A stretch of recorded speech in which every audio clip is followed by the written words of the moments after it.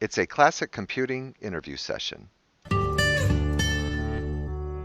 So hello, everyone, and welcome to the show. Today we have two special guests, and first is Oscar Vermeulen, and then also Angelo Papenhoff. And both of them are here for Obsolescence Guaranteed, and they have been, and Oscar specifically has been making computer reproductions. We're going to talk about those, but going back to like your first one, Oscar, was maybe 2012. Is that about right?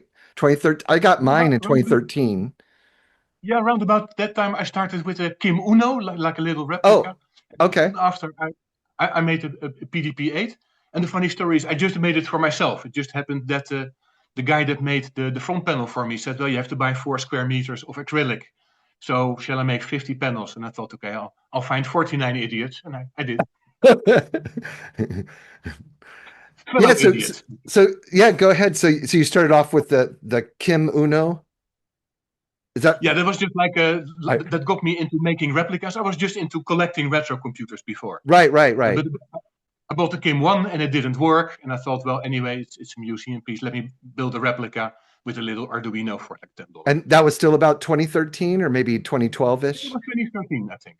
Okay. And then later on, I always wanted to have a PDP-8. And that was because of a childhood trauma. Because I had just gotten my TI-99 4A from my dad in 1983. That's the one.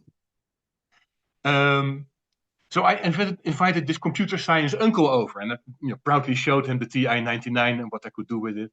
And the guy reacted in the wrong way. He sort of sniffed and said, yeah, that's a toy. That's not a computer. A computer, Oscar, that's a PDP-8.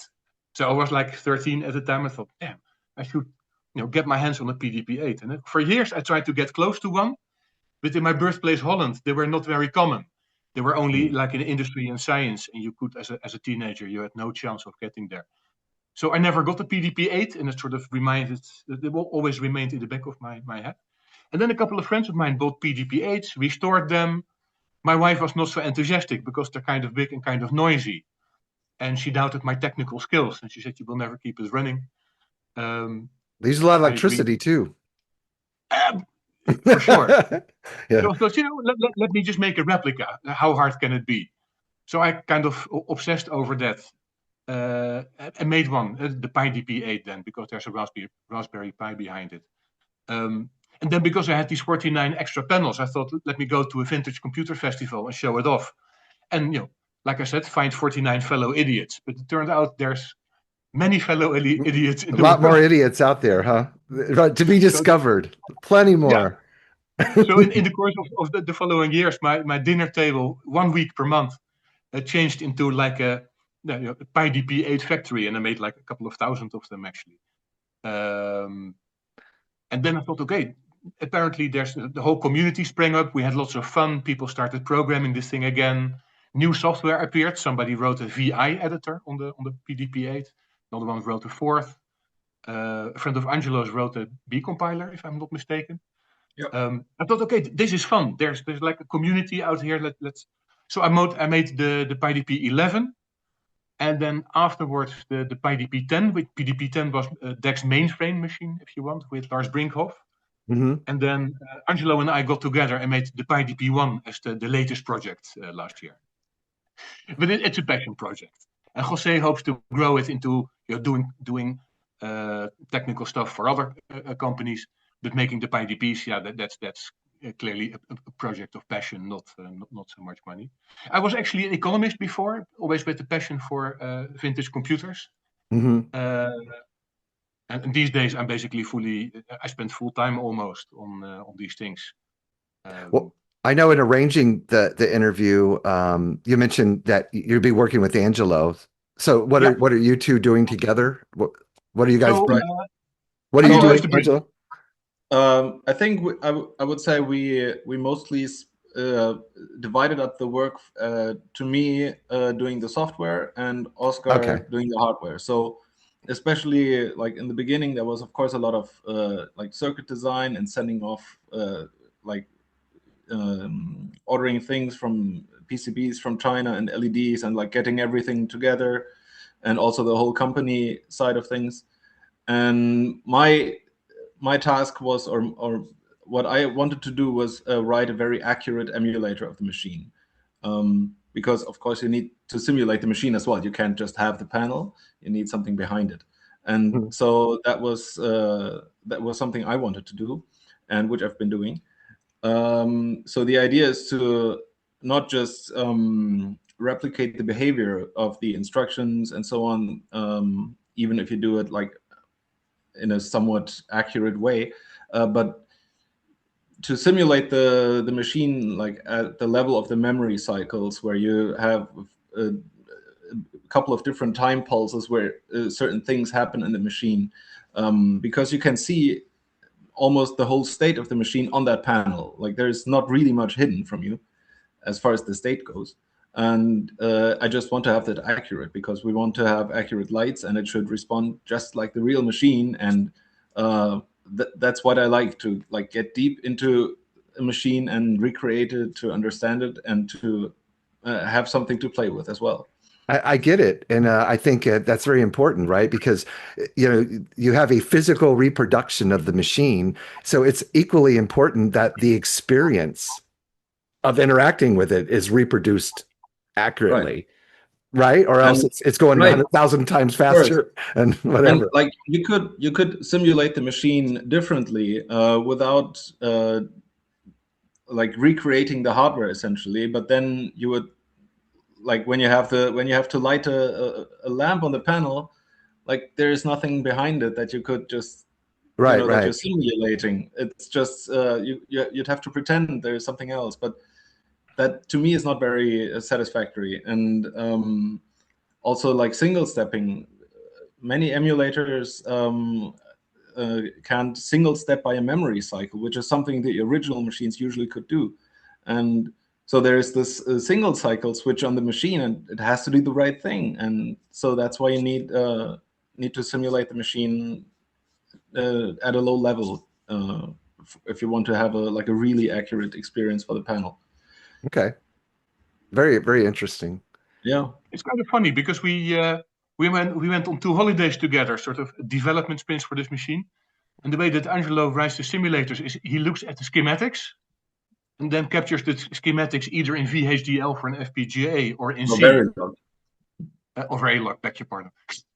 But it's funny because his simulators, basically he's simulating the electronic circuit, and then you run the program and it turns out to be a computer. But it's a super low level way of doing it. And the reason that we did is that the PDP-1, it became clear to us, is kind of the demo coder machine of the range, right? You have the PDP-11, it is Unix, it's heavy stuff. You have the PDP-10, that's a mainframe. The PDP-1 was very early, right? Designed in 1959 and it came out in 1960. It is attached to this very cute radar tube, or a very impressive radar tube in the original, which means that it can do attractive graphics quite easily with just a couple of lines of code. You can start doing demos, graphical demos on the display. That also means that absolute fidelity of the simulation is important, because for us the dream is always supposed that, and it happened actually last month. Michael Gardy wrote a new game on the PDP-1, and then you better have the PDP-1 simulator or the replica be exactly compatible with the real PDP-1, because the goal is to run it at the Computer History Museum, who has the only real PDP-1 still running. So absolute compatibility in everything is like super important for this project especially. We hope also to get younger demo coders to work on the machine. So there's a little community now growing on Google Groups for the machine. People start to write new assemblers, new programming languages, graphics demos. So Michael Gardy came out with this game. Some others are extending the machine from the basic PDP-1 as it stands in the Computer History Museum to a super extended one that has all sorts of peripherals and fancy stuff. So yeah, it's a lot of fun, but building that community around it, that's the motivation. I mean, the motivation during the building of the thing is trying to learn everything about the machine from the inside out. And basically there, I'm basically learning from Angelo, because what do I know about schematics of PDP-1? But you get to know the machine inside out. That's a beautiful thing. Then it starts working. And then, you have this group of people that latches onto it and starts doing things. That's also important because for the PDP-11, the community of old PDP-11 users is still alive, right? They're now in their late 60s, early 70s, late 70s. For the PDP-1, the situation is a little bit more grim. There's not that many people around anymore who have hands-on experience with the old machine. So the fun we had with the 11 and the 8, where, let's say, excuse the language, old-timers and youngsters sort of mixed together in this Google group, and they kind of learn from each other, and they interact. That was hard with the PDP-1. You have to build up a young community of hobby coders again. And because it's such a cute little machine, right? It's in its basic configuration, 4 kilowatts of memory, a display tube, a front panel, paper tape reader, and a typewriter. It's very, very easy to do fun things with it. It's super simple. It only has 27 instructions, so they're easily memorized. Does the Computer History Museum now have a PDP-1 there by the real PDP-1? Do they have one? Yeah, but I sent them kits, so they're still soldering up the kits. Because that'd be, I'm sure that'll happen. That's pretty cool. Yeah. Because the whole thing, I think the heritage of this is the Computer History Museum formulated the team around Lyle Bickley and Bob Rosenblum that got an old PDP-1 actually working again. And that is a big thing. And then there's a guy from Austria, Norbert Landsteiner, who really went very deep into the machine, recovered all sorts of software, reconstructed it. So when we started, we had all that knowledge, and we got a lot of help from Lyle and Bob at the Computer History Museum in terms of the exact dimensions of the machine. The machine has a couple of funny angles in its case, so we had to measure those angles exactly and get them exactly right. This has been a fun project. Took 3 years though. I know I sent you some months ago. I sent you a picture that I took of the PDP-1 at the Computer History Museum, and with the gentleman demoing it. And I believe I took that picture in 2006, so 20 years ago. So yeah. Because I'm assuming that gentleman's not alive any longer. That was. He is. Okay. Depends on who it is. Yeah, do you know who offhand? Do you remember who that was in the picture? He was he's the one that would give the demo and but probably Peter Sampson. Okay, but it could be Lyle Bickley as well. All right. Well, I'm happy to hear he's still with us. Yeah, they're still doing the demos. I'm trying to picture the picture, and he was a reasonably older guy back then. I thought 20 years ago. Who knows? But he's growing older and even wiser. Yeah, not us though. No. Let's see here. Let me ask you a few of these questions I came up with. So on the website, you describe a lot of these replicas as computer history capsules. So, you sort of touched on these, but what experiences about early computing do you think people can only understand by interacting with one of these? I'm always that's a good question. I mean, there is something to be said for understanding early computers or early anythings really, because usually you kind of see the core idea more clearly, what it is about, and it's a very focused thing that does one thing well, and trying to understand a modern computer is of course impossible. But a PDP-1, for instance, you can understand very well, so that is always a good thing. The other nice thing is that we have schematics for it even, so you can understand it in real detail. And then, of course, you want to play with it and see that it works the way you expect. And embracing that computer as much as you want is only possible when you can also flick the switches and see the lights. There would just be something missing without that. Yeah, like you're talking about, there's emulation where you could just go on the web or go on the screen or whatever, and now you're experiencing a component of interacting with that machine. But even though these are reproductions, you're one step closer to now you have the physical aspect of it, where it's much more like the real thing. It's still not perfect, of simulation, course, but there was one key moment, I think. When was it? Last year. when we first got the paper tape visualization connected to the emulator, and then we saw like the little dots, like the holes running through as the machine read the tape. And like I had never seen a paper tape simulation done. Maybe some people did it, but I didn't see it. And it was so satisfying to just press the button on like the replica, and then you see the thing go by. And like it's these little things that I mean, you might say you don't really see much on that tape anyways, but like you can type text. For instance, in DDT, the debugger, you can give a title to the program you're about to punch on tape so that you can just read it. And so you can just type text on the typewriter, and you see it print out on the punch. Yeah. And this is something that if you use an emulator, which just has like a plain command line interface, which writes to a file, which you would never see. So there's a lot of hidden or things that are hidden in like more traditional emulators, but which you get kind of back when you simulate like the more haptic aspects as well. I guess it shortens the distance between you and the magic in a lot of ways. Yeah. And it makes me think of vinyl, they call it, records, right? Record players have made it's still a niche, but it's made a comeback. And I heard someone describe it as the one of the fascinating things about that is, and even for young people that never had one, never experienced it before this boom in it, or is where you're tactically and you're pausing slowly, if you will, you're choosing an album, and then now you're physically loading it up, and now you're physically, you know what I mean? It's like you're more involved with it. Right. Yeah. Therefore, it's kind of almost more rewarding. Just whatever, play whatever. I like any of this library or whatever. We're very much in our heads most of the time, and it's very good to also realize that computing can be done with the body. Well, also let me give you the example of what was for me a like, I don't know, light bulb moment. So as a home computer kid from the 1980s, right? I was always, home computers had BASIC built in, so you switched on the computer and BASIC came up. And so I had this impression of BASIC as being the toy language, and it's not serious and blah blah.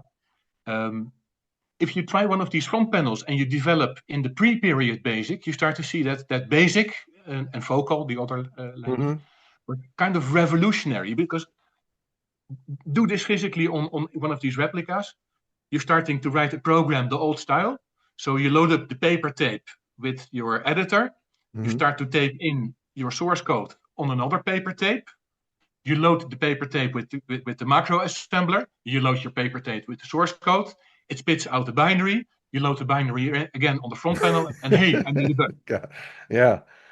I'm very sure now that I would not have been a programmer in the 60s, because that is such hard work, and every tiny mistake you make goes through this whole paper tape orgy again. And after doing that just one time, I admit to only doing it one time, loading up a paper tape with BASIC and being able to, program, correct your mistakes, that to me opened up an understanding that, this is why it was such a big deal. That's why we have interpreted languages. This is how it came to be. That you never get from going to a museum or running a simulator. You have to take the physical exercise. And by the way, of course, with our replicas, you use a USB stick instead of a paper tape, because that's modern day. But you still have this fuss of you stick in the paper tape with the source code, and then you stick in the paper tape with the assembler. I think that's the kind of thing that we say we want these things to be. Well, that's the first answer to why are these machines to us computer history capsules, because that experience of what was to operate a machine is very hard to get in a different way. And the other thing that's part of the fun in the years after you finish the replica, collecting all the old software, trying to get it running, polishing it up, finding new stuff. So you end up with a complete software archive for that machine built into the replica. That's a big deal. That's also where it becomes more archaeology and less retro computing. So I'm going to ask my personal. Sorry, if I can say something. Go ahead. My goal personally for this project and like the upcoming ones and so on would be to have a fairly complete history of this MIT tradition of computers, like centered around the PDPs, but also going back a bit further. Have that available like in your living room. Like you can have every single one. That is sort of what I want. And Oscar almost has that right there next to him. I'm building. I'm working on it. Yep. Yeah. I have 4 now here. Do you have some right next to you there too? I have one here. Oh, okay. Let's see. There you go. So look, it's all lit up too. I can't wait to get mine going. Oh, yeah. So the PDP one. Oh, there you go.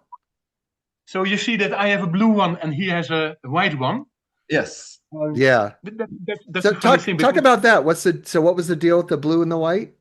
That is very interesting. So the first PDP one, the 1A, was a prototype and it had a different front panel. When they made the second iteration, the PDP 1B, they had a front panel with like roughly this color. Apparently it was like creamish, whatever. And it was detached. It was not attached. It was on a table, like separately from the rest of the machine. And BBN had one of those, and apparently another company, iTag, also had one. It's a bit unclear. But that was a nightmare, and so they attached it, first of all, to the rack itself. And later on, they also had different colors. Some people had blue, some people had white. And so we wanted to have, because this is kind of the, like a bit of a recreation of the BBN detached console. And the rack is kind of a recreation of the later model where it was on the side. Mm-hmm. And so we wanted both colors because both were historically accurate. And yeah. Oh, yeah. So I've got so I put the blue on. Yeah.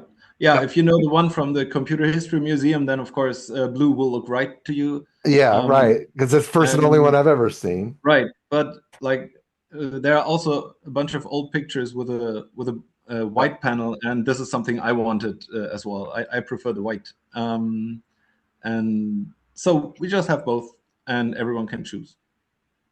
So just to mention, or go ahead, Oscar. So the fun part is we couldn't decide between the two of us. Angelo was hellbent on getting the white one. I was hellbent on getting the blue one. So we made interchangeable panels, right? You know, there was a white front panel in the box that we sent you to. So yeah, you can clip on the white one if you feel it's nicer. But clearly, blue is the right color. Let's face it. Where's my white clip-ons for these? Those are actually meant. You can use because they're Spaceware controllers, right? Spaceware was the first video game ever. Mm-hmm. Computer video game, I should say. And the guys at MIT. Very nice. Built little games. Yeah, fun, huh? Yeah. So the people at MIT built little game controllers to play Spaceware back in the day. And really the first video game, really, right? Pretty much. Yeah. It was the first video game, but also the first video game controller. And computer. Interactive computer, yeah. Yeah. So, and that's in, you mentioned MIT, Angelo. So that's in the book Hackers by Stephen Levy, right? I think that story in there about space war. That's been a very big inspiration for me. So it starts at the Whirlwind with a Whirlwind. Oh yeah. And then it gets like the next computer was the memory test computer, and then the TX0, and then the PDP. Yes, yeah. And so there's like a prehistory, which I'm also very interested in. And we're also talking about like a Whirlwind and a TX0 panel for the future. It's not immediate, but we definitely want to like experience a few more machines like that as well. Hackers by Stephen Levy, I believe it came out in '84, if I remember. It was the first book I ever read about computer history. My oldest brother gave it to me, I think in 1990. And I mentioned I lived in Germany before we recorded, but I was in the Army, and he gave it to me just before I left the States to go off to Germany, you know, as a soldier in the Army. So that was the first book I read. Ate it up. I loved it. So Gordon Bell said about the book that the PDP-6 is the main character. And that's kind of true, I think. And yeah, there's a PDP-1 in it too, or no? PDP-6. Yeah, there was no PDP-2 at all.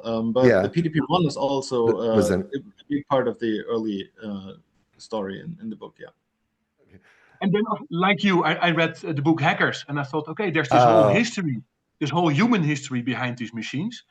And it's not a trivial human history, because if you make a very crude simplification, in 1950, you had computers. The big lineage was with IBM mainframes. Right. And you feed these machines with punch tapes, and you get output on paper. That's what you experience of the computer. And this lineage of Project Whirlwind, PDP-1, and then the later PDPs, those were actually the machines that innovated interactive computing, which to us now is so normal that a computer is, of course, interactive. But let's face it. Yeah.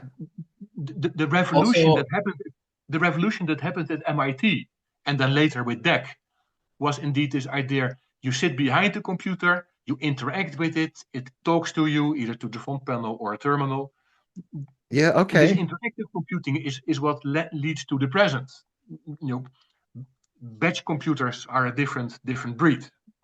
Also, using a computer for real-time stuff, like Project Whirlwind was this Whirlwind computer was built to react to real event signals, and so the computer as part of a system and controlling the system, rather than just some box that's in the corner and crunches numbers. That is kind of the MIT and DEC philosophy and tradition. So imagine, I always say the Whirlwind or also the later PDPs were the first microcontrollers, except of course the Whirlwind was a whole building, but in spirit, it's from today's standards is a very small machine, and it talked to real life things in real life, and that's kind of the tradition where DEC came from. Yeah, I mean, I in my mind, and it's not like I'm some expert on it. I'm not. By the way, I've never been an engineer or a programmer, so I can't do all that kind of stuff. But I think of DEC, and of course, it was the revolution of the mini computer. It was the next step, and so it revolutionized that whole movement, which again was a huge step in bringing computing more to the people as far as businesses and colleges and stuff. But I mean, top of my head, a DEC installation was maybe 1/10 of a mainframe installation in cost and space, and right, maybe give or take. Yeah. Also, you got the whole computer from DEC, and they didn't want to maintain it for you. They just gave you the schematics and told you how to do it, and then you were on your own. Unlike IBM that leased it, and you had to have a service agreement and everything else. Right. And just also, of course, the mini computer was the intermediary to the microcomputer, and last year was the 50th anniversary of the Altair, and the Altair looks the way it does because of the influence of the mini, maybe even the PDP-8 specifically. Well, right? Let's take the timeline, because the timeline is interesting, and sort of building these replicas or playing with them gets you into the reality of it. So you had the PDP-1, which is kind of the first interactive computer, period. Tiny little thing even for those days compared to the IBM machines. In the next generation, you see DEC split up the market a little bit. So you end up with the PDP-5 and the PDP-8, which you can really say are the grandfather of the microcontroller, the Arduino, the Altair and the IMSI, CPM, and that lineage ends. The operating systems too. Yeah, but that lineage comes straight out from that smallest machines. It bifurcates these days into MS-DOS computers that nobody uses anymore, but microcontrollers. That's the heritage of the PDP-8 from the PDP-1. Then in the middle segment, you had this somewhat later, the PDP-11, which clearly sparked the whole Unix revolution, right? Unix happened on the PDP-11.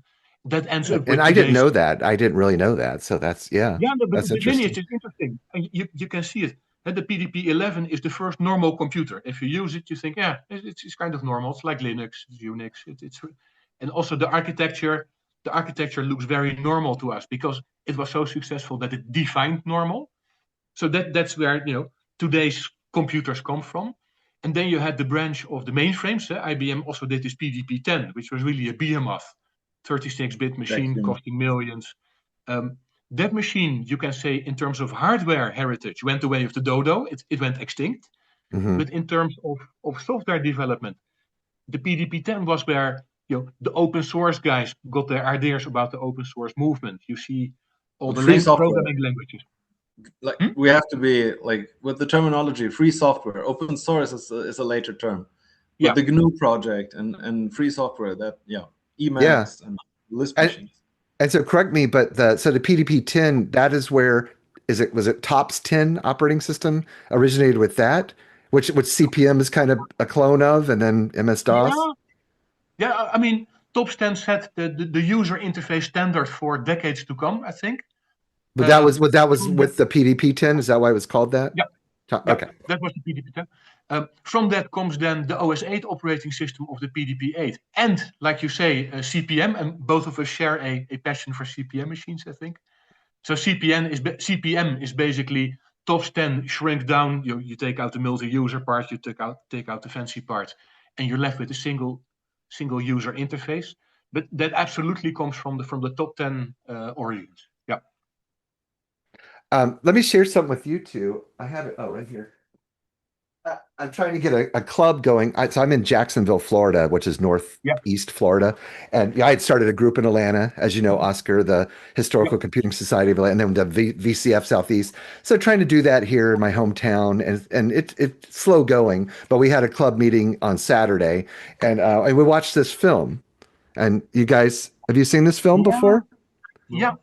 So it's not 100% accurate. Pretty entertaining, pretty good and stuff. But, Steve Jobs and Bill Gates. And, one thing I'd forgotten about, but, there's a scene where Paul Allen goes, we missed a revolution, or he gives them the magazine with the Altair on it. And then they go visit Ed Roberts and try to sell him on Altair Basic. But they had acquired a PDP-8. And that's how they wrote Altair Basic. And so they have that in the movie where, they made an emulator of the 8080 microprocessor, which the Altair had, and then created Altair Basic in that. Yeah, and then that was running on top 10. And they didn't know that. Yeah, they didn't know if it even worked on the Altair when they flew out to Albuquerque, New Mexico to demonstrate it. I don't know if that was all in the movie. I remember some of it. But it was a PDP-10 though. Yeah. Was it a PDP-10? That would make sense, right? I'm pretty sure it was an 8 in the movie, though. I have to look again. Yeah. But it's a funny anecdote because one of the PDP-10 guys in this community of ours reconstructed the 8080 simulator on our PDP-10 and was indeed able to compile Microsoft Basic for the 8080 on PDP-10. That was kind of a fun project. So that was pretty brilliant, Paul Allen. And by the way, like if you there's like a resume online of Bill Gates and Paul Allen.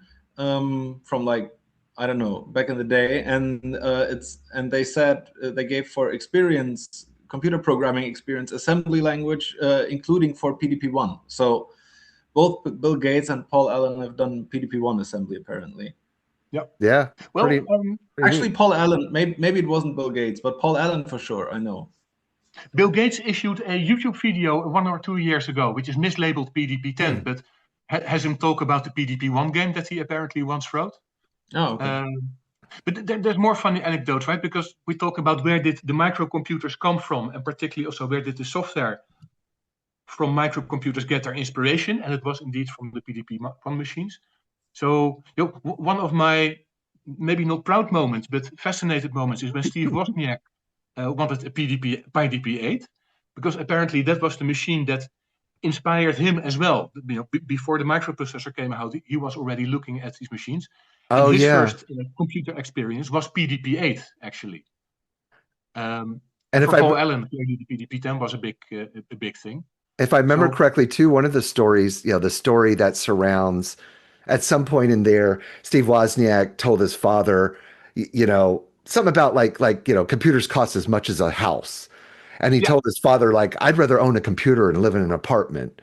And then I think what he was lusting after at the time was a Nova General, maybe, which was kind of a clone of PDPs, maybe to a certain extent, or would you say that? PDP-8 inspired, yes. Okay. Well, guys, this is really great, and so we're going to do a part 2. That'll be good work because I'd like you to show more of the reproductions. Yeah, but this is a nice intro to everything. Cool. And get to know you segment, huh? Yeah, cool. No. Yeah, just go for it. It's all going to be good stuff. Okay, so this is the PDP-1 that we made, the little replica. This is the console version, meaning it's a little console that you can have on the table. At the back, you see the Raspberry Pi hidden in the machine. And so we kept as much as possible the original form factor of the console version PDP-1 that DEC originally made. We made the case a little bit deeper to accommodate the Pi and also make sure that the thing doesn't topple over because we don't want to screw it to the table. Let me switch the machine on and give you a little bit of an idea of the peripherals. So the machine is now basically in an unknown state, right? It's just powered up. What you see on the display here is the Type 30 display, as they called it. It was basically a repurposed radar tube. It's almost like a vector display, but not quite, because it does dots. So basically, you shoot an XY coordinate to the display tube, the electron beam moves there and puts a dot in there. And that means that you can only do, I don't know, 20,000 dots per second. But the problem is, of course, the dots fade. This is not a bitmap memory. It just shoots electrons at the display. But that is the graphics display that came with the machine, which made it very much interactive. And that's also how the first video game came to be. The graphics demos emerged because it's a super simple machine. It's also super simple to do graphics on this. And Oscar, let me ask. So also, what you described about the radar tube, essentially that's the way all early television CRTs functioned as well. Basically, the same, shooting the electrons to the screen, right? Except here, you drive the electron beam to the XY coordinate that you want it to be. So it's not like versus a TV that is scanning lines. No. So you basically whisk the electron beam across the screen to. And one other question: what you're showing us, what it's doing right now, is what a real world PDP-1 did when you turned it on, right? Exactly. Nothing. No, but power nothing. on. It's being confused at the moment. It's powering on. That's what it's doing. Yeah. It's powered on. Yeah. Okay. And so the standard PDP-1 came with basically the peripherals that you see on the screen here, which is the Type 30 tube, a typewriter, right? There was no video terminal. There was a typewriter, a paper tape reader, and a paper tape punch. So basically, you can feed some tape through the punch, and then under software control, clearly you can dump data on there. Let's load the tape on the paper tape reader. And I think it's fun to start with Snowflake, which is one of the earlier. And the question is it earliest? Probably not. The author is unknown, but it's one of the most favorite graphics demos. So I put in the paper tape. You see it here. Basically, there's a circuit in here under the read-in switch that loads the data from the paper tape the moment you hit it. So there you see the paper tape being loaded.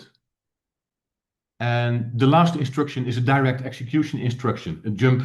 So the program starts immediately. Wow. And this for the time was pretty stunning in terms of the fluidity of graphics and the way it looked.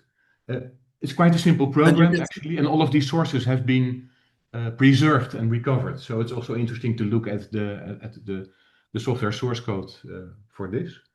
And you can see it's like a radar tube because of the afterglow effect of the phosphor. Exactly. So imagine like this radar line going in a circle and it leaves this trail, and we have exactly this effect here. So if I stop the machine for a moment with the stop switch, you can see the phosphor fade away, right? It's the slow persistence. And just to mention this, this emulation of the tube is advanced in recent years too, right? It's just much better than it used to be, isn't it?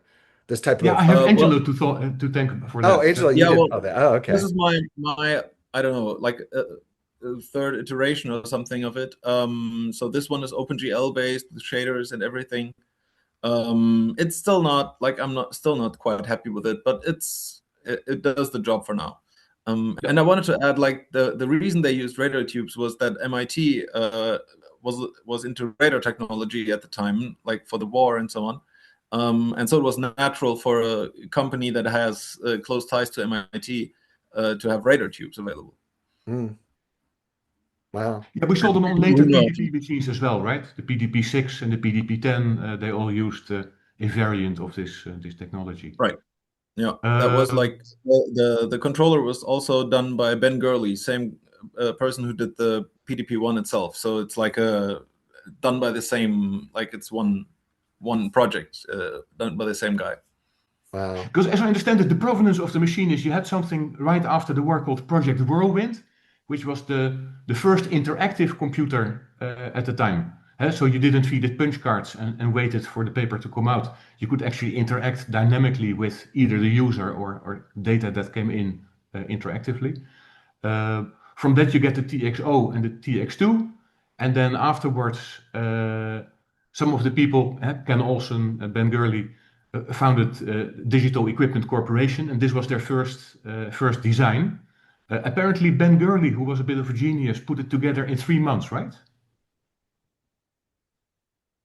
Yeah, something like that. I think he started in summer or something, and then in December, or I forget the exact dates, but there, like, we can pinpoint it. There's like letters from Ken Olsen to other people telling about the new PDP one. Yeah. So they were quite they were quite happy about it.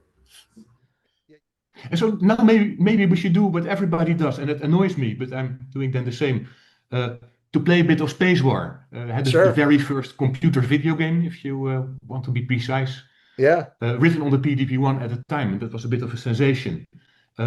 It's annoying to do that because this machine also was very much used for serious stuff, not only for graphics and games.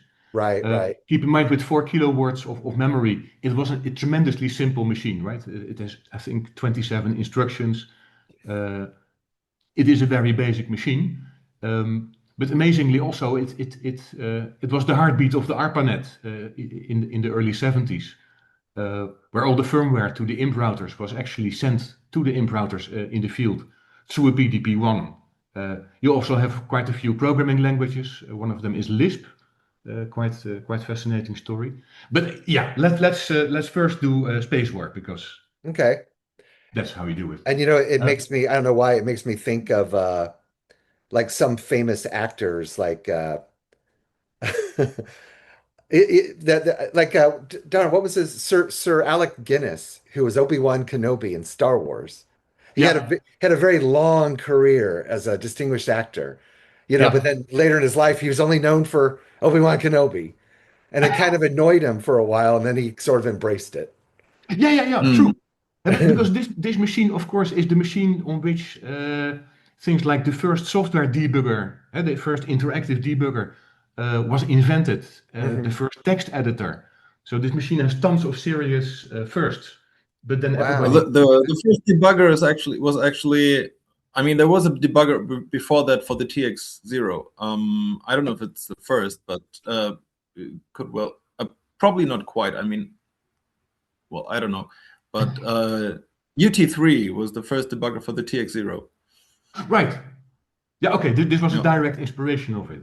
Let me give a game controller to my off-camera girlfriend here. And after, and by the way, I'll be playing from here. Okay. Let me see. We're both pretty awful at it, but Margot a little bit more awful than I. We got both killed on the sun. So we should talk a little bit about it. Or Angelo, do you want to do the talking whilst I do the gaming? So I think yes, Space War was written by Steve Russell at MIT, and I think he was kind of not getting it done for a while because he needed sine and cosine routines or something, some trigonometry, and then people like got them from DEC, I think, or from somewhere else, and so he didn't have an excuse anymore, and he just finished the game. And then there were multiple versions. It was very popular. People built controllers for it that were kind of replicating. The original ones look different, of course.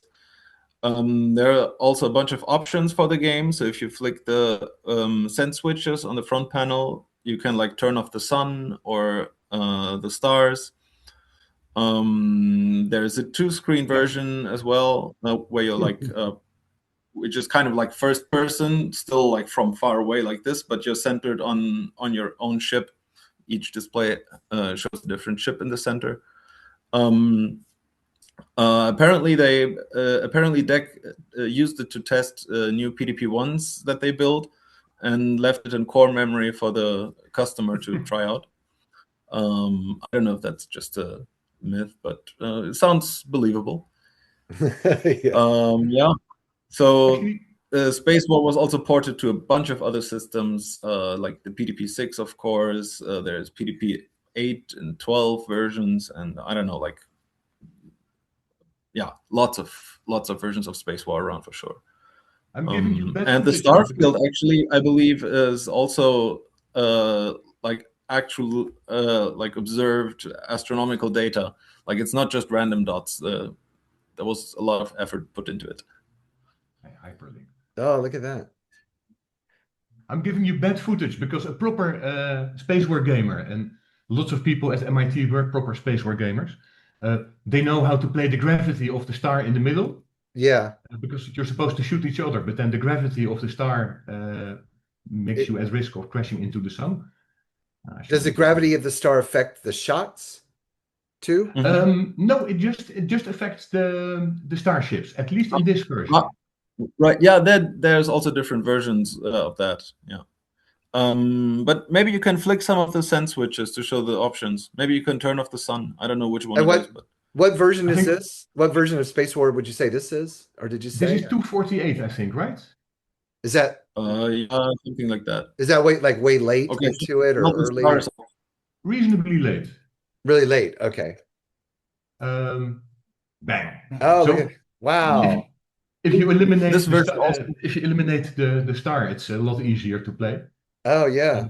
Yeah. This version also needs the multiply divide option. The earliest versions need the not multiply divide option. So there is like a switch on the PDP-1 somewhere inside. When if you have the option, you can switch the behavior of the multiply and divide instructions. In the simplest case, it's just one step of the division or multiplication, and in the full automatic, it does the whole thing. So it has like a separate timing circuit just for doing that. And like sometimes programs need the option off and some need it on, and yeah. So Space War also has versions that use it or don't use it. There's actually a dual screen option, right? Somebody hacked that. Ooh, that's not me. There's a dual screen option, so you could couple up two of these radar tubes on the machine, and then each player has his own first person view of the universe. But I'm giving you bad game footage because I'm not a good gamer, and Margot is perhaps worse. Do you happen to know the paper tape, the physical paper tape? You know, like how long it would be for the program? It was pretty fast the way it loaded here. Yeah. But it would be slower back 50 then, yards right? or something. Like back then, it would have taken a lot longer, right? No, the loading time is real time. So we give you the exact. It was original timing. Wow. I mean, more or less, you can never be quite sure, but because that was. Let me switch to another game, and this is interesting because this is a video game of Pong that you. Oh yeah, look at that. Very well. Atari stole all of this from. No. But this is a demo coding program written this century, only a couple of years ago, I think. Oh, okay. But it has historical credibility because the authors of Pong got inspired to do this by seeing Space War. And then afterwards they wrote Pong themselves. And Pong was, of course, an electronic video game, but not a computer game. It was just electronics. But now, of course, Atari made their first gaming arcade game was Space War. Stand-up arcade game, right? Correct. Yeah. Yep. They put a version in the box, which is also interesting to look at. Yeah. Anyway. So I have a question for you too. Yes. One of my favorite documentaries is called "The Machine That Changed the World," and it's from 1990 or so, and it's on YouTube. It's it stops at 1990, but it's excellent. the history. But one thing they talk about, they talk to the guys that made the ENIAC in 1946 is they said a mythology was created where they put all the blinking lights all over it because they wanted to show it to the press. And so they took ping pong balls and cut them in half, and they have like, I don't know, it had like, 200 of them on the front of the ENIAC. And he's, they're Right. like pointing to him and all this, like, yeah. So of course, you have like little mini ping pong balls on the.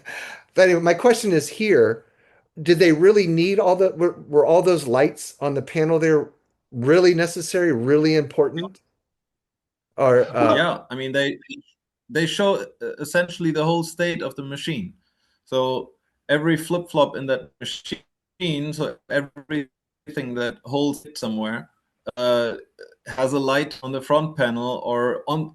Actually, there's also an I/O panel. Some lights are on there, but the more important lights that you would care about when you're programming or debugging are on the front panel. okay, So that I kind of was thought the just like reason for it, yeah. why hide any state? Because there may be a problem somewhere, a hardware problem, and then you want to know like Yeah. what the flip is, right? So it's necessary for keeping the machine running. just for fun, I loaded up DDT, the debugger Okay. that has run. Angelo, just for fun, shall we toggle in a couple of instructions and try to get the circle going? Sure. Yeah. Yeah, we can do that. Oh, you're And asking please note, Angelo. I changed But, yeah. I changed the layout of the peripherals on the screen because now the terminal gets to be more important, and Nice. the little circle will come out Yeah. with the scope. But Angelo, do you have the instructions with you? Because I failed Yes, to bring I them have with them. me. You I do? have them. Excellent. So given my poor toggling in skills, and also because I'm at an angle of the at the machine, shall we do the first two instructions manually and then switch over to DDT and type them in on the typewriter? Yeah. Sounds reasonable. Okay. Give me the instructions. Do you have DDT running? DDT For later? Well, it's running. Yeah, I see. Okay. Oh, I should zoom in on the typewriter a little bit. And make sure it's readable. Can you see the little underscore? No, but can you type an address like 100? I'll put you back on full screen. Let's see. Okay, 100 and then space, right? Slash. Slash. Can you read that? Well, it's not difficult. not really. It's too bright. Like. Oh, yeah. Yeah. It's adjusting. Okay. Okay. So basically, yeah, let's whack in the first two instructions on the front panel, and then type in the rest with DDT. Okay. That also gives So we us start a way at to explain the front panel. So we start at 100. So that Sorry. goes into the address switches, and So- we do this in Octal. So every 3 bits is 1 octal digit, and so you just have like 8 combinations to memorize to map octal to binary, which is easily doable. And so we read everything in octal. So 100 is where we start, and Yes. the data is 200,113. 200,113. Deposit. So, and then if you press deposit up, then you see the data in the lights now at address 100. So Okay, we go so to next address one, 101. And then we have 761. 761 000. 000. Deposit. So that toggled in the first two instructions, and so this way you can actually enter a program if you're masochistic. But maybe it's nice to show on the typewriter how to complete it with the rest of the programs. Shall we first check the lines 100 and 101 that we did? Right. Yeah, we first have to jump to 6000, which is where DDT is in memory. So we go to 6000 And start. and start. And so we get the underscore. We're back Okay. in DET. Okay, 100 slash, right?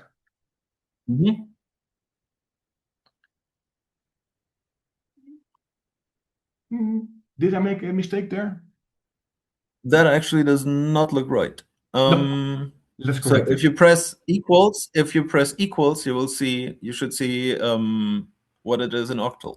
Okay, so that was a 100. It should have been a 200. So now we can fix it just by typing it in. 200113. Mm-hmm. And then? A backspace will go to the next location. Backspace. 101. CMA. That's correct. Okay, that is correct. So backspace. Tell me. I mean, we could even enter it symbolically, but let's do maybe a few instructions still in Octal. So 675 017. Backspace, right? Yep. 400114.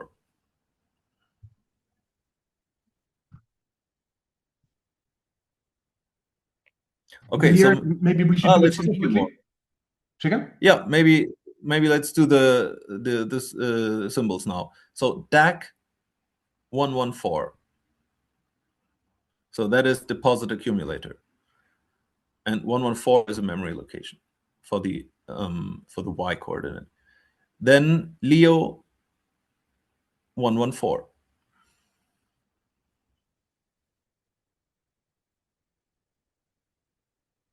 SAR 17.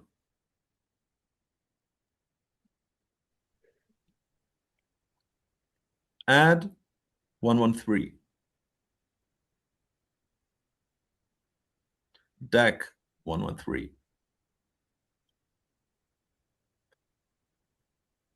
The P. So- Now we display it. Oh, Oh, we're already there. Yep. I was going to say, in a way, you're kind of doing sort of like what people did where they got their magazine in the late 70s, and then they type in their basic program into their Yep. microcomputer, right? And make it do stuff even if they didn't fully understand the program, how it worked. So DP is next, DPY. So, right. DPY. Yeah. Okay. And now jump to 101. And there we put 200000, which is the initial X coordinate. And this is the initial Y coordinate, and that's just 0. Okay. Okay, you can return, and then everything should be in memory now. Mm-hmm. Okay, so now I think 100G for jumping there, going there, if I'm not mistaken. That was an unknown command. Maybe not. You can also jump there on the console. Right. So basically, oh shit, I hit the off switch. Well, actually, that's not a problem, right? Because Wait a minute. the machine That's not has a core problem. memory, so it Yeah, will still I be mean- in the data when I reboot. Okay. Wait, it has what kind of 100, memory? right? Oh, non-volatile? No, it's core memory. Yeah, so core if core you're- memory. doesn't need. Yeah, core you get the memory. power, It it, just stays. Ah, So, and no. that's emulating the real one as well. Yes. Oh, Mhm. but 100. I'm not mistaken. 10. Ah, Yeah. here. It doesn't work. Uh-huh. Now, There core we go. memory was magnetic. And there we have the circle. Yep. And so basically, this tiny little program is all that you need to draw a circle on the display. It's a pretty nifty algorithm. So we have on the website a little explanation of it. It's nifty because clearly these machines couldn't really easily do floating point arithmetic. And a circle has a lot to do with floating point stuff. So Marvin Minsky developed this binary numbers only method of drawing circles. It is not a perfect circle, it's an almost perfect circle, but perfect enough that NASA used it in some of their Apollo computers It's stable. That is the important thing. It doesn't spiral. Yeah. And, yeah. And I you had to just think need about a right shoot, add and subtract. That's all. I hadn't thought about core memory in so long. I kind of forgot what it was. So yeah, duh. Of course, it's an early form of RAM. Yep. Random So you access add memory. the image of the machine again. So now It everything was dies. developed for the Whirlwind. Yeah. It's amazing. Mm. I used to own a big thing. I used to have a frame.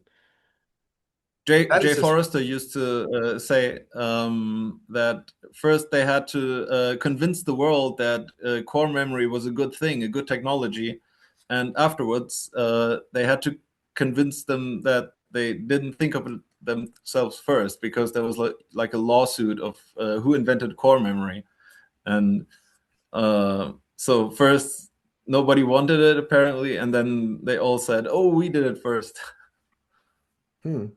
That's his story, anyways. So, and if you think that programming this machine is painful, it is and it is not, because clearly DDT is not terribly user-friendly. But you also have a Lisp language on the machine. And clearly, for demo coding, we have cross compilers, so basically cross assemblers. So we basically write on the comfort of a modern PC and then shoot it into the core memory. There's actually even a cross compiler for GCC, the C compiler. So you can actually write in C on a PDP-1, which is, if you think about it, an hysterical modernity. Shall we punch this program on the tape just for fun, Angelo? Yeah. So I have to go back to address 6000 because that's where DDT lives. And Lisp there we are. is short for Lisp DDT. processing. How about that? Yeah. So, Angelo, give me the magic words because I didn't have my notes with me. Do you have can you adjust the camera again? So we beg your pardon. Yes. Let me see. Is that readable? Yes, looks good. Good. Okay, so we want to punch from 100 to 114 octal. Yes. So first of all, we punch a title. So that is done by capital L. And now we should be in title mode. Okay, there we go. Circle. Now it punches onto the tape. So tab will make DDT punch read in mode data blocks now. So we give the first address 100. Then the left angle bracket 114. And D, capital D, to punch onto the tape. There we go. And now 100 for the starting address, and capital J to punch to finish capital the tape. J, to punch right? a jump. Yeah.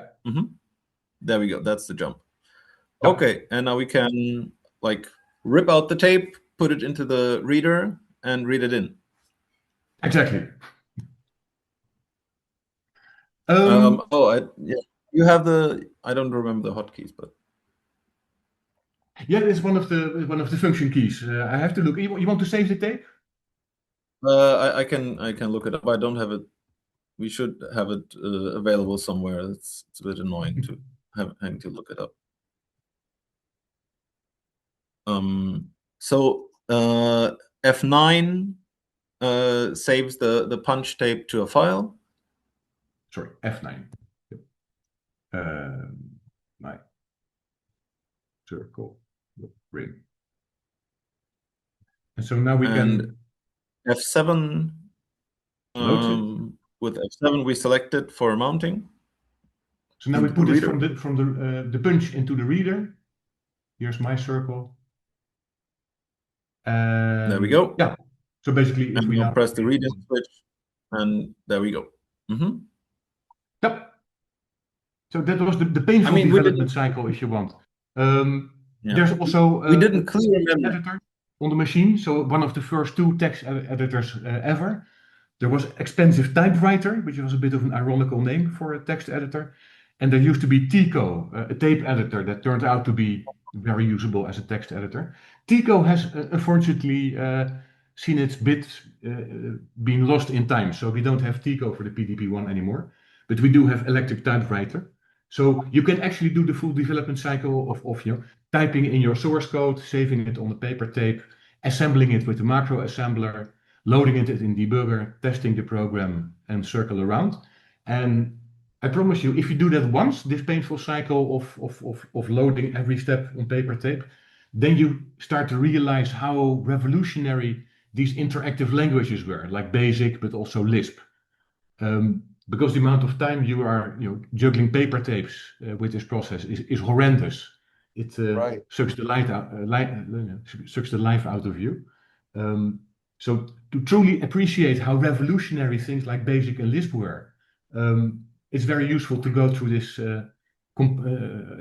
assembly by paper tape process once, and then you'll probably never do it again. You will just jump to a cross assembler on a PC because, life is short. Let me ask you, have either of you been tempted? So you have this is the newest one, the PyDP 1, and then there's the PyDP 8, 11, and 10, and then a few other things, but those are the DEC machines, right? Right. Have you been tempted where you'd like to make your own personal, like maybe more full-scale version of the panel or whatever, just for yourself or anything you thought about? Has that ever entered your mind? No, well, for the PyDP-1 here, we made also for the Fnatic guys a full rack version. So this is the console, and it is just the console of the machine. Yeah. We also made the replica, which is identical in terms of the front panel. That is the whole rack. So it's 1 square meter, and Right, it has right. also, like the control But not lights full at the top. size. No, it's always scaled 2 No. to 3. Yeah. Okay. Wait, what's the exact scale? It's cute. What's the It's scale? scaled 2 to 3, or it's actually 60% to be precise. Oh, okay. But I said, have you ever been But- tempted where, you might rig up No. a full scale, someday? You Because think? for me, that would feel wrong. I mean, these things are meant as replicas to give you the example, but they should not I try know. to be the real thing.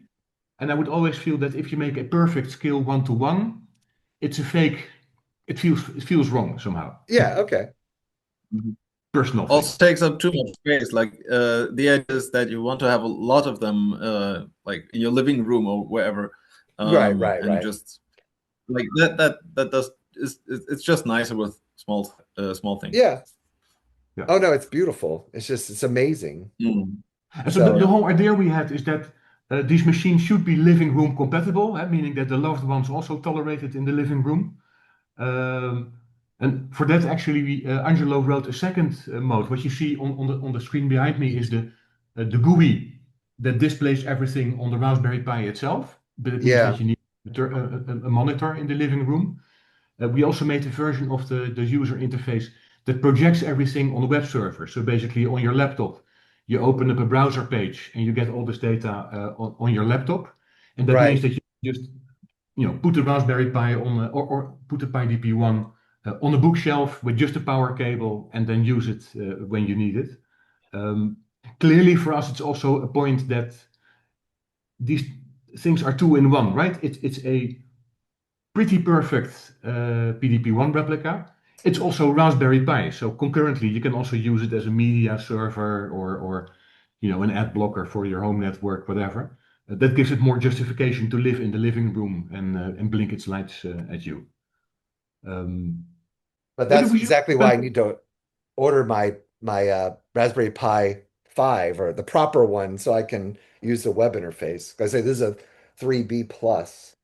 So yeah, a 3B plus struggles with well, the 3B plus works perfectly with the web interface, but if you do the heavy graphics on the Raspberry Pi itself, So you use the GUI mode like here. That's too much for a Pi 3. It will choke on the simulation. But the Pi 0 is enough to drive the web interface. That's not a problem. Mm-hmm.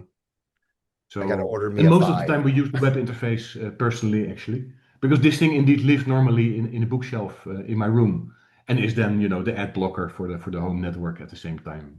That sort of thing. That makes sense, right? The PDP-1 or the PDP-1 as the arbiter of the Arpanet has a good claim to being an ad blocker. I think playing the role of an ad blocker. Yeah. And we should actually mention we're in the process of also literally reconstructing the Arpanet. So we have an IMP simulator that now works reliably, and so 35 of these IMP simulators would form a perfectly shaped Arpanet as it was in 1973. On there we already have PDP-10 replicas with like the computer systems from MIT and from Stanford. And these are real snapshots from back in the day. So the Stanford snapshot was actually 1974, not 1973, admittedly. But you log in and you can read on the computer news that the new business cards will arrive next month and you will have a new phone number. So it's a really complete snapshot. Yeah. Letting you go back in time. The thing, of course, is that the PDP-1 was the arbiter of the Arpanet. The network control center in the beginning was a PDP-1. It would monitor the uptimes, the downtimes. It would also shove new firmware into the routers in the field. So that's also one more development we want to take the PDP-1 into, that it becomes a proper ARPANETed PDP-1. Because everybody thinks of PDP-1 and it is Space War and it is a couple of graphics demos. People kind of know about Lisp, but this thing could do so much more, right? We've now added a drum memory to it. Wow. So it's not a disk, but a drum memory. And then all of a sudden it's a multi-user multitasking machine, which is bizarre if you think about how tiny this thing is. But it's fascinating what they did with the bare minimum of resources, and yet this thing can be multi-user with 4 terminals attached, pushing firmware updates to Arpanet. So that's actually at BBN, where they had this time sharing system exec3, which was running on the Arpanet PDP-1. They had also a fast RAN drum for like storage, like a hard disk today, and it had like multiple 10 megabytes or words or whatever of storage. So that was actually a pretty big system, and they had also a drum for swapping processes, users in and out. So it was a pretty capable system, I think. And we have the source of the the exec part, the monitor part, but I don't think we have user space software for it. But still, like even if we could get the core part of it working, we might be able to write something fun for it and like have it monitor ARPANET traffic again, maybe. Well, and also you have to think of this is going to be important work too, because we're going to need an underground internet. Yes. Yeah, sort of like our amateur radio system. Once AI takes over the regular internet, and takes over the world. Yeah. So Once AI and the humanoid robots take over, we're going to need this underground new internet to fight back. And we're already working on the successor 10X, which was like the ARPANET operating system. We're currently in the process of getting that to run again on a PDP-10. It's God's work, Angelo. Well, it was mostly Lars' work. I did help him, but he did the biggest share of it, for sure. Oh, now it looks like Lunar Lander back there. Yeah, this is also nice. This is written by Michael Gardy, literally 3 months ago. Oh, yeah. That's also because I want to also sort of emphasize we're trying to get demo coders. In Europe, you have this demo coder scene. Enthusiastic about, you've been banging pixels on Commodore 64 and an IBM PC for a long time. Why don't you upgrade to, riding the electron beam on a radar tube? Wow, that's the original lunar lander was actually written for the PDP-11 years later, and Michael Gardy, I think 2 months ago, wrote his backport all the way back to the PDP-1. And it took him 5 weeks of hard work.